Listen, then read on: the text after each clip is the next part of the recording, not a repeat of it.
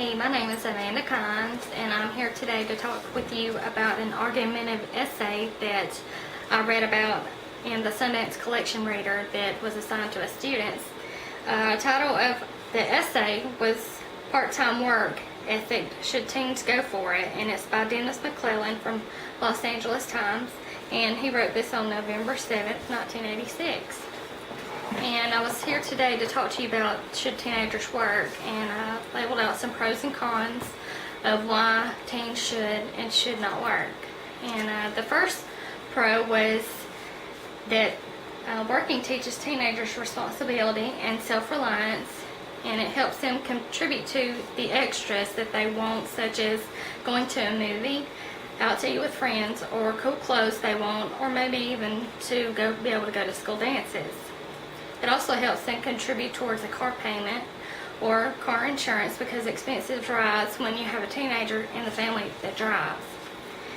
And some companies offer opportunities for employees to get a college scholarship, such as Sears and Chick-fil-A. So those companies put money into our students to try and promote them on going to school. So I see that as a pro. And I want to move over to the cons.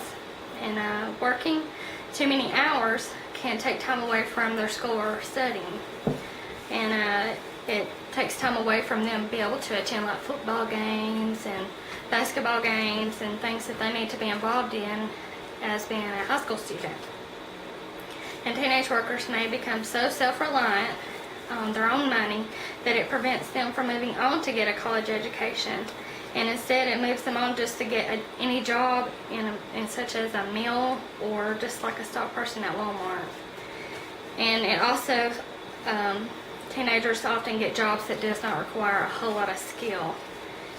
And I wanted to point out some Georgia work laws for minors.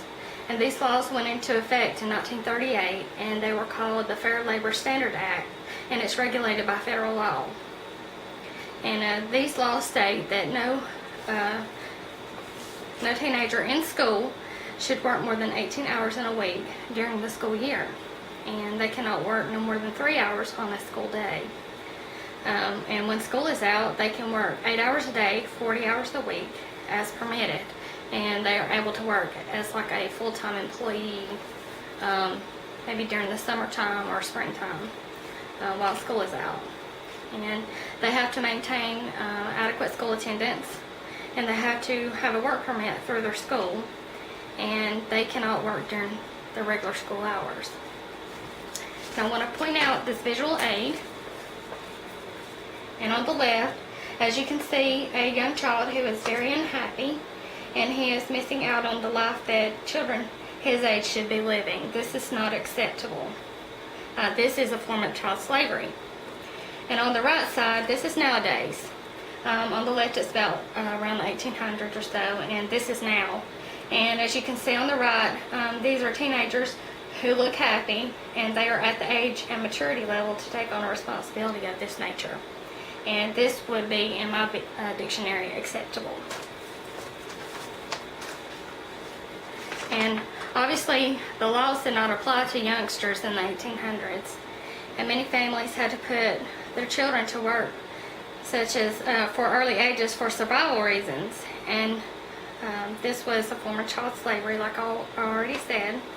And these children had no childhood at all. They had to grow up way too fast. There was no ambition to get a college degree in this era, because working and earning money meant that your family had food and shelter, and that was more important to them. My grandfather, he quit school in 2nd grade, and he never obtained a college education. And some of the statistics in these books, or some of the stories about some of the students in this book, were 18-year-old seniors, and he was labeled as working the late shift in this book. And children should not work past 9 o'clock on school nights. And another student from Newport Harbor High School currently works about 25 hours a week in a lingerie department in Costa Mesa. And she puts back $200 a month for her college education.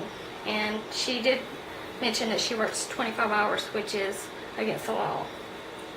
And she said that she saves up for her car and clothes and just stuff she likes to do, like going out. And she acknowledged there are times when working while going to school has taken its toll.